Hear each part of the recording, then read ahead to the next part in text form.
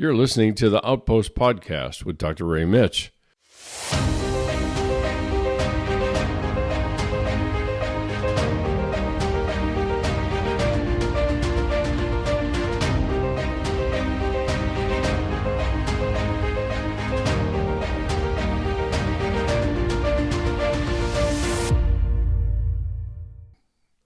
Hello, everyone. Welcome to the Outpost Podcast. I'm Dr. Ray Mitch, your host. What have you found yourself into, or where have you found yourself? Maybe you haven't been looking for it and you heard something about the Outpost Podcast. Well, let me tell you a little bit about it. We're looking at three different areas of existence and faith, of psychology and spiritual formation. At any given point in time, we can talk about a lot of different things in that kind of universe, if you will. Psychology, certainly. And like I said, at any given point in time, I can be talking about psychology and then turn to what does it mean for my spiritual journey? And that's kind of what we've been talking about. But overall, what the podcast is meant to do is to create a space where the doubters and the wounded and the beat up and beat down and the bent and bruised who feel like their lives are a disappointment to God can know and be known, and also can bump into the biblical Jesus, not as they've heard him to be or anything like that. So pull up a chair, get comfortable, relax. And we're going to be talking about issues that I think are relative to some of the bigger questions we might ask in our spiritual lives and our spiritual journey, and where we are and how do we get here, and to some degree where we're heading.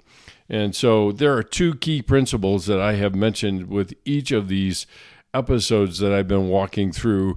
The first one is you can't move anywhere if you don't know where you are, and that's a key to any directions that we're taking, no matter what we're doing and no matter what journey we're trying to take, is we need to know where we are in order to figure out where we're going. And that's really what this series has been about, is we want to look at just kind of help you as my listeners discern where you are in the journey, not discern where you are in the journey compared to somebody else and then saying that you should do better. That's never going to happen. You're not going to hear me say that in any way, shape, or form. And so we just need to know where we are in order to chart a course for where we want to head. And then secondly, for those that have been down the road a little ways, you can't lead somebody someplace you've never been. And so to some degree, you don't have to have identical experiences with someone else. But we're talking about the human heart, and we're talking about the landscape of the human heart. And if you have any intention of sharing or connecting with somebody else about that landscape, then you probably have to have some experience and some challenge even in going through that. So where we're at now, we have looked at a variety of stages. I have been borrowing a lot of the material from a book called The Critical Journey: Stages in the Life of Faith, written by Janet Hagberg and Robert Gulick. And I have been borrowing from there and then kind of expanding it in light of some of the things that I have seen, whether it's on my own journey or listening to other people. And they talk about it in terms of stages, and I have real issues with talking about it as stages, because it tempts us into developing kind of this never-ending ascending ladder of virtues. And we go through stage 1 and then 2 and then 3, and then we move on to greater and greater levels and so forth. That is not the nature of the journey that we're on. But I am going to use that stage language just to demarcate what phases of the journey that I'm talking about and what we're looking at. So we started at 4 or 5 weeks ago talking about stage 1, where we're actually converted. We actually learn about Jesus and learn about the invitation he has for us, and we move toward saying, hey, I want you in my life. I want to be able to live my life in alignment with the things that you're talking about. So I am going to, like I said, I'm going to align myself. I am going to make myself an apprentice under you, speaking to Jesus, of course. So that's stage 1. Stage stage 2 is we go from converted to discipled. Now we're looking for mentors, and we're looking for people that can walk with us through this journey and mark out what the path is going to look like and what kinds of things to look out for and the challenges that we face within that. And that temptation is that we bring with us what we have had in the life before Jesus. And so we carry all that baggage with us, and whether that's a perspective about life or how life should run, or the how we experience our emotions, or any of that is also kind of pulled with us into even our discipled and mentored life. And it has a direct impact on what even the kind of mentor we oftentimes feel most comfortable with may not be the mentor that we need the most, because we need people that are going to challenge our ways of thinking, not just simply affirm and encourage and say, you're doing fine and keep going kind of thing. So that's stage 2. Stage 3, we were in the productive life. And the productive life is where we dig in and start being useful and making contributions and doing things. There's a temptation there to even develop a spiritual pride around what I'm doing for God. And we end up creating a contract that God never signs. Is that if I do this for you, God, then you will bless me this way. And that's stage 3, and that lasts for a good long time. And there's no timelines connected to any one of these stages. They can be a long time. They're usually moderate in time, but I'm not gonna nail down any specific timeline for any of that. So stage 3 is the productive life. And then we talked a little bit about kind of this interstage period between stage 3 and stage 4, where it's the experience of the wall. And the wall is where we have kind of entered into this place where all of these things that we thought were true aren't so true, and all of the props and scaffolding and everything else that we've used in order to kind of prop ourselves up in our faith are all pulled out from under us. And we go through being angry at God and grieving where we've been and worried about where we're going and that kind of thing, which ultimately drives us then into what we call the inward journey, where I'm now addressing the specific issues that I wasn't really paying much attention to when I brought in to my faith. And so now I'm addressing those things, and an astute, spiritually sensitive counselor comes in handy oftentimes during this time, but also just wise mentors that walk with us through a lot of that part of the stage of the inward journey. When we get to stage 5, which is what I want to talk about tonight, is the outward journey. And the journey outward is the next step after rediscovering God as He is and accepting the love that He's actually given to us.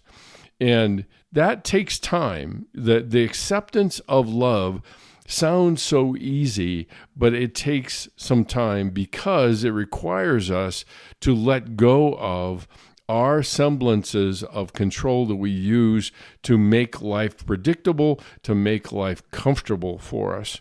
So now we surrender ourselves to God's will to fully direct our lives, but now our eyes are wide open. We're aware of what the consequences will be, but we're not afraid of them. We're not unafraid of the consequences, but we realize what they are. And prior to that wall experience and even the inward journey, we weren't real clear about, or we weren't very aware. I mean, my old mentor used to say that, you look at all the people that are sitting in the pews or in the rows of a church, the only thing that separates them is those that are awake and those that are asleep. And so we're moving into this place that we are now awake. We are now aware of what's going on in our lives, and we know that there are probably going to be consequences. So it's not like we're unafraid of them, but they don't hold us hostage. And so once the parts of the deep and excruciating kind of inward journey that we went through, we've been through those things, the natural outcome is to turn our attention outward, outside of ourselves, outside of our self-centeredness, and back into the active world. But now we've got a new sense of fulfillment, a new sense of motivation that isn't built on how can I increase my stock in the world around me, or how do I increase the level of approval that I'm experiencing, or people's approbations and acclamations and all of these other things that go into it. It's not that. Because once we've done the inward journey, there's not a whole lot of anything that somebody can hold on us because we've already visited there. If we have things that we're hiding in our worlds, then there is something that can be threatened. But if we have done this inward journey and we have done this inward work, if you will, that is important to do, then when we turn our attention outward, it isn't to serve us, it is with a new sense of fulfillment and even a partnership with what God might be up to in the world around us. The thing to keep in mind is that this outward venture may or may not be different than the previous direction we had before all of this started happening. And we might actually return to an old direction. But again, we're getting to it with a focus that is outward, and we have a new grounded center of who we are in our relationship with God. Not so much what the outward can do for us, but how we can serve those in our outside world, our outward world. And so once again, we have been changed, and in a lot of ways we experience a new level of wholeness that we didn't have going into the wall experience and then going through this inward journey. So we are very aware of our faults and shortcomings, but we have a fresh desire to be in God's will rather than in our own. And so our tendency then, if that's the center of what we're moving toward, then we're going to be very focused on new evidence and new things that are coming toward us that would say maybe God's direction is a little different than mine. Maybe it's the same, but I'm desiring something different for that same thing, if you will. So our primary motivation in life becomes the desire to love honestly and authentically and ultimately to live according to God's purposes. And I know those better than ever because I've done this inward journey. Because God's purposes are revealed to me in that inward journey, not God's purposes that are revealed to me outwardly. Now I'm in that place. I am in that place now, and my eyes are newly sensitized to what that will look like and what that could be. So for some, the life patterns, the work habits, the friends, the ways of being may actually change really, really slowly. And so slowly that other people won't even notice some of the changes that have occurred. So it's not automatic that I am now moving into this outward journey and everything has changed. All of my work habits are changed. All of how I relate to people has changed. Not entirely, because we're always in this movement. We're always in this movement of change and growth. And oftentimes we tend to judge ourselves according to a static understanding of where we are rather than a dynamic one that is always changing and moving according to what's going on in the world around us. So at stage 5, we're not trying to explain our experience or distinguish it from other experiences. We don't have a lot of interest in being recognized unless someone inquires of us personally. We simply do not concentrate on ourselves. Now it needs to be said that even in stage 3, the productive life, I can have a lot of people not concentrate on themselves in order to avoid themselves. Okay? And it's important. We can spend so much time taking care of other people that we don't do the hard work that it takes to take care of our own souls. And again, that's why I emphasize those two principles when we start.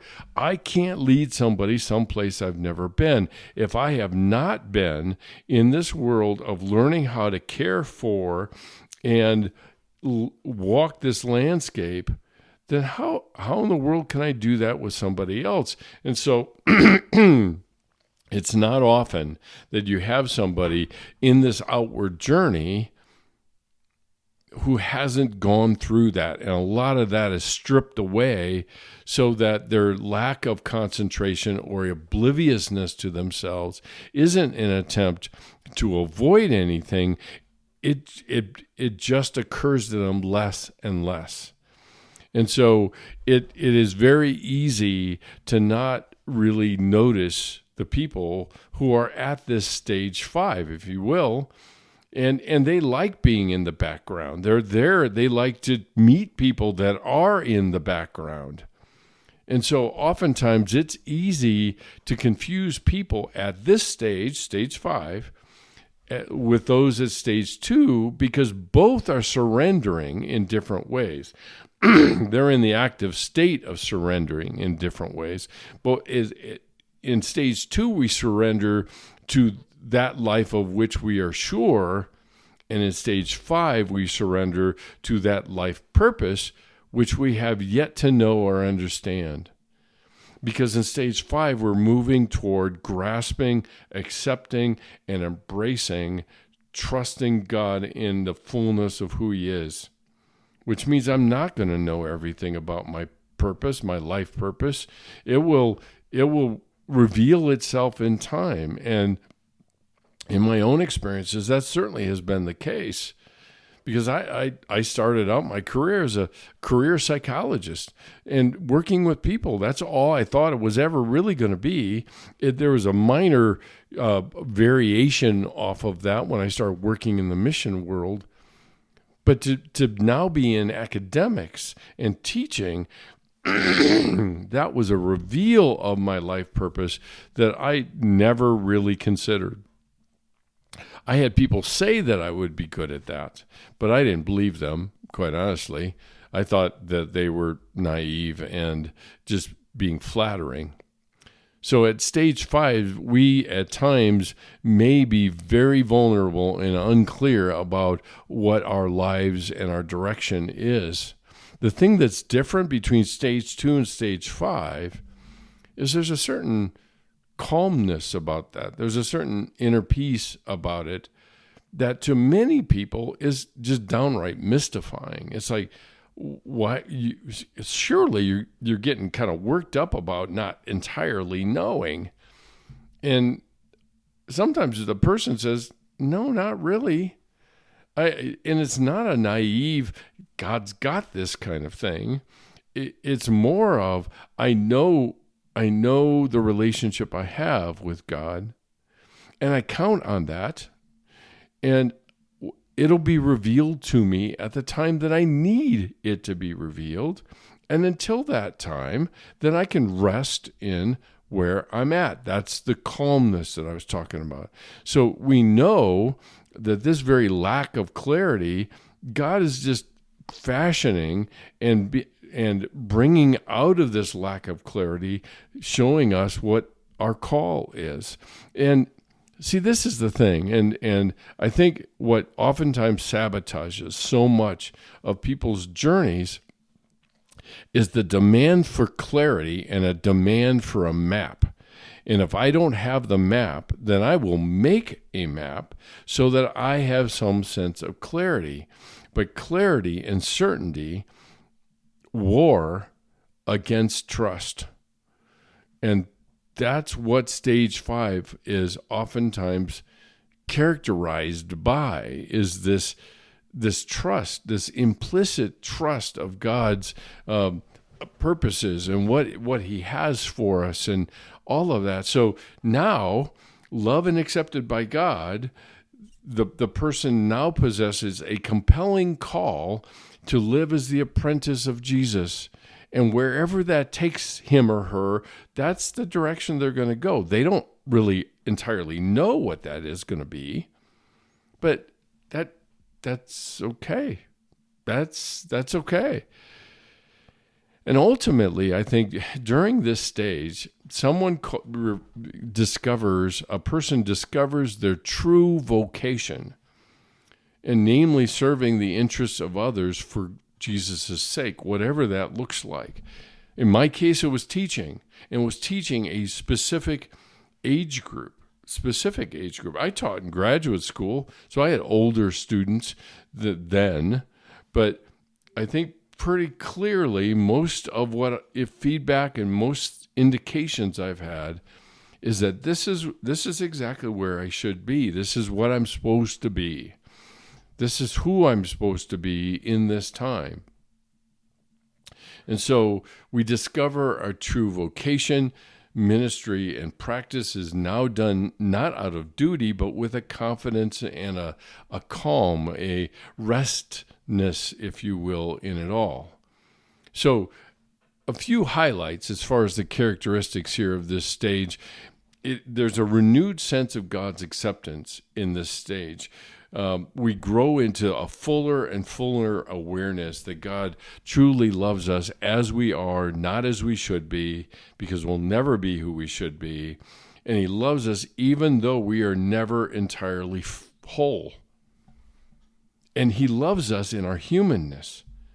St. Irenaeus, one of the ancient saints of the early church, said, the glory of God is in man being fully human. And that's very different than we're accustomed to. And therein all of that lies a certain strange kind of humor, because we can laugh at ourselves and not feel put down, but ultimately loved. And it's kind of the what we see in young kids, right? They do the craziest things, they do the stupidest things, and it's funny.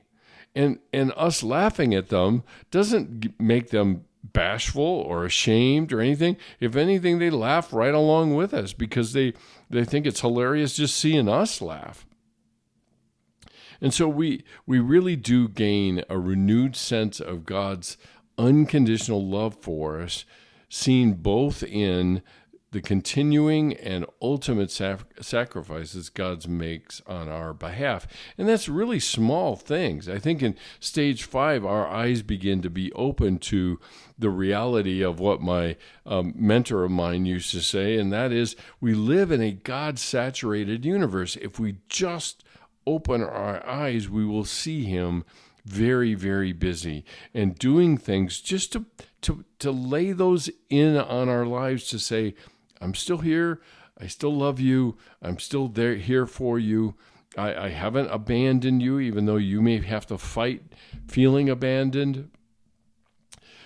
But the thing to keep in mind here, particularly at this stage, is that wholeness looks a lot like weakness. And the reality is that wholeness doesn't make us any stronger. We think it does. A lack of brokenness, another way to put it. But ultimately, it is in our weakness and our brokenness that God's work can be more clearly seen. And so wholeness here means being very aware of my faults, but not letting them condemn me. I know them very clearly. But they're not the kind of thing that is a litany of condemnations that I run through because I'm so broken. Wholeness doesn't make us complicated. If anything, it makes us more accessible. And so wholeness can look like weakness. And God can use us most, I think we all know intellectually, God can use us most in our brokenness. But that is very difficult to accept until we go through the wall. And then we begin to realize that our brokenness is irrelevant in God's eyes. It's the fundamental essence of who we are that he loves as we are. And so we have a new sense of acceptance of God's love. We have a new sense of the horizontal life that we have. Remember, in stage 4, the focus was on vertical relationship, is going deep between us and God. And we needed to go inside and do a lot of talking and battling and crying and listening and defending and surrendering to make our relationship right with God.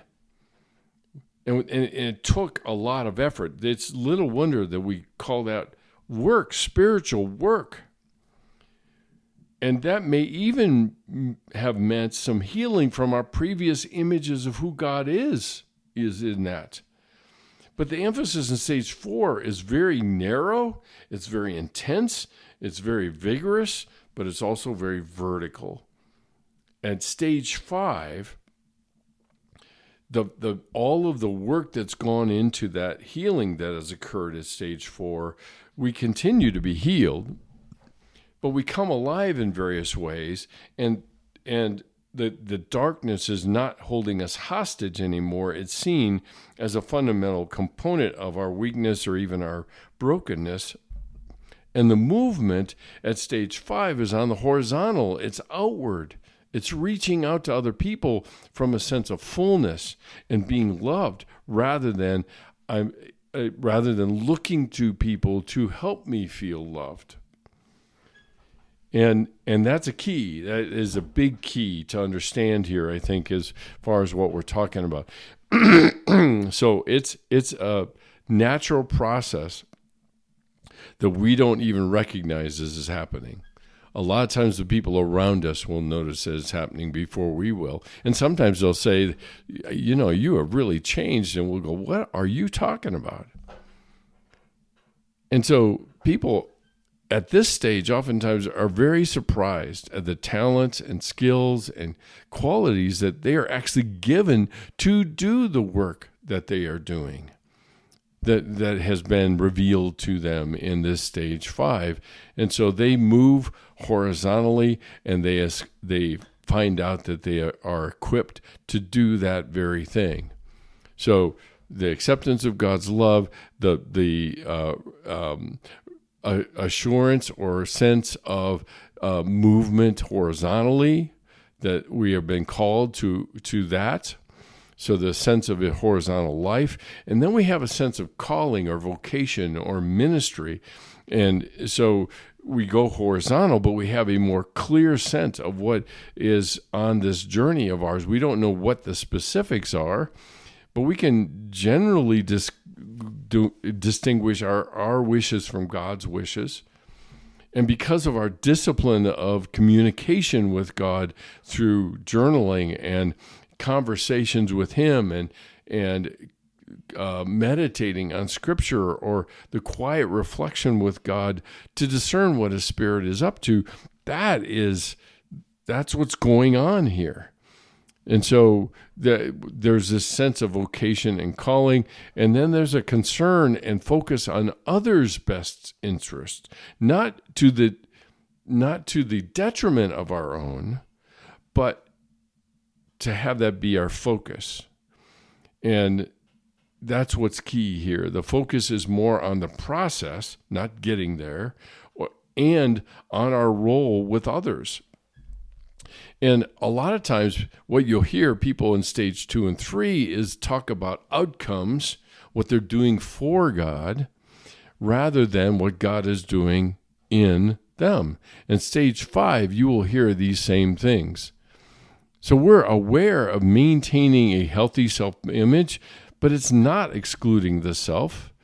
There's a subtle kind of shift in focus from ourselves to others and then to the larger world out there. But we haven't left the self of who we are. We're not diminishing that in order for these other things. We're valuing that because that's the very thing that God has given us to care for. And that's pushes us then to move into other people's lives. And so there's a certain level of calmness or stillness during this time at stage 5.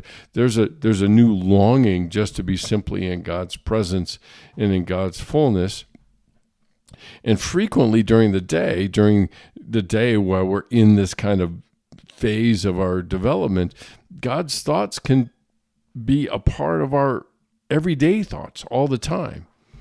And so we have special times of listening and praying and seeing and being with God, but then we have these pervasive moments where we're just feeling in God's presence no matter where we are.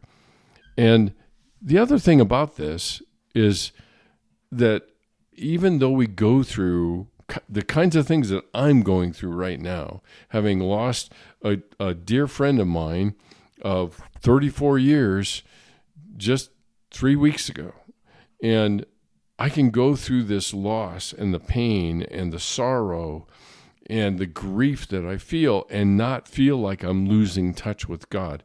Earlier in my development, I would say I did. And it was like, God, you've abandoned me. Not only have I lost my best friend in the world, but now you're gone. And so it's out of our quietness, out of our calmness, that we gain this deep understanding and wisdom that really allows us to have the boundaries we need to care for others well, while at the same time taking the time, like Jesus did, to get away and to kind of refuel, if you will. Now we can get stuck. We can get stuck in this real easily. We can get careless. I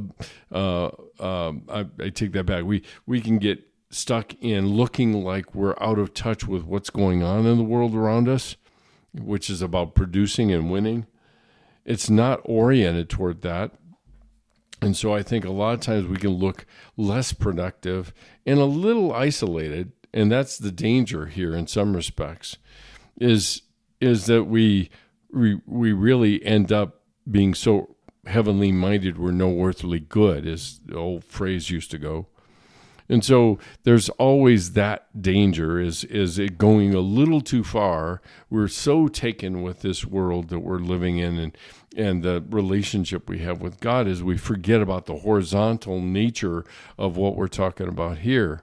And so we end up looking a little careless about really important things to other people out there. And that's what tempts us into, going backwards or going back into earlier stages. And sometimes we have to go back to the inward journey to reevaluate and re-engage some of those issues again, because we realize that when we're out here in the horizontal world, there are certain things so tempting that we get drawn back into old habits and old behaviors. And that's a good reason to actually, to some degree, stop and slow down and move back a little bit just to gain more ground in the future. So eventually we will be moving into stage 6, which is the last one. It's the life of love. And we have this craving for God that seems to be increasing. And as David portrays it, a deer that pants for water because it's so thirsty in the desert. And so that's very much a part of the movement from stage 5 to 6. Again, there is no timeline here. And there are places, like I mentioned before, where these stages can kind of collapse down on each other, and I have to go back into the inward journey again. So making good progress in this is to surrender and to rest in God, who brings forth even further growth for us. But at the same time, like I said, in stage 5, we can bump into old behaviors, old relationships, old habits, and then we get thrown back into the wall again. And it won't be a bad thing. It's disconcerting because we're tempted to think that we've failed, when in fact we're simply growing farther, and the challenges are getting greater. And with those challenges, I meet with what I maybe haven't developed an awareness of or a skill with or an acceptance of again. And that's a part that is a natural part of this journey that we're talking about here. So stage 5 is, and again, I don't want you to think that stage 5 is, wow, once I get here, then I am just in spiritual nirvana. No, you're not. If anything, the minute you start thinking that way is the minute you'll get thrown back into the wall again. And that's not for punishment. That's just to say, look, I hang on to old habits very tightly because I want clarity and certainty instead of a trusting relationship that has a certain mystery in it that I don't like. I really don't like. And so sometimes we can revisit the wall, and it might be a crisis again like it was before. It might be just asking questions that you can't seem to wrestle with enough, and that's okay too. And that once you start getting into this stage, if you go backwards, it's not seen as a failure. It's seen as an opportunity to grow deeper and grow deeper so that then I grow out and deep and out and deep and out and deep. That's the process that we're talking about here that I think is so important to pay attention to and understand. So that brings us to the end of stage 5. We will start talking about stage 6 next time. Just a few reminders that are always at the end here. SGI-net.org is the place to hit home. That's home for us on the internet. This is home for the entire SGI community. If you go there, you can subscribe and become part of the community. We'll probably have another newsletter coming out here before too long. If you want, you can use the comment box at the bottom of the page to either ask me a question or comment about something I've said or whatever, or you can DM questions to me on Instagram. I have a devoted team that is following that. I don't get on it very often. I would say I got better things to do, but I just don't. I just stay away from social media generally, and anyway. So there are a variety of resources on sgi-net.org, including digital devotionals for helping to strengthen your relationships. There's also a new podcast as part of SGI Media. It is called Unscripted, Collected Wisdom of Life, Living, and Sorrow. It's just getting going. It is charting my own journey through the grief and sorrow process of lament in my own life after the death of my friend. And I thought I would just launch into that. It is audio only. There's no video, but you get to hear what the journey through grief looks like for someone that's going through it at the time that it's happening. And, which, by the way, is very similar to my book, The Seasons of Our Grief, which came out early in January. And it's available on Amazon or as a ebook on Kindle. And you can get it there, or you can go to sgi-net.org and use the store there, and you can purchase it there as well as my other grief book, Grieving the Loss of Someone You Love. And you can order either one of those there and be able to have it to you within a week or so. So you can follow us on any of the social media platforms of Instagram at SGI_international, at Facebook, ray.mitch, MITSCH, and LinkedIn, drmitch. So you can find us on any of those. If you're looking just for the podcast, please subscribe. Please leave a review if you hear things that are encouraging to you, so that we can get more people involved in the community and more people hearing the kind of material that I'm going through. But we're on any of the platform that you use to consume podcasts, whether it's Spotify or iTunes or Amazon Music or Google Music or wherever. Okay. And so, and there is merchandise, of course, on the SGI website to promote the podcast and also promote SGI. We've got a window sticker if you're interested for $5. So you can get involved in whatever way or as deeply as you want. We have retreats coming up silent retreats coming up, and they are available as well. You can find out about them on the website as well. If you're interested in helping us to continue to grow the community of SGI and its scholarship fund for making it possible for people to attend the silent retreats that we're doing, you certainly can do that under the donate button on the website. If you prefer to send us a check, you can do that. Make it out to SGI, and the address is P.O. Box 322, Eastlake, Colorado 80614. And we would be ever so grateful and appreciative of your partnership in what we're trying to do in reaching the next generation and introducing people not only to Jesus, but also to a community of people that want to do life together and learn how to do that authentically and redemptively. And that's what's key here. So, that's it for tonight. Thanks so much for joining me. I appreciate your time. And until next time, I'll see you here at the Outpost Podcast. And as always, love you. Later. Bye.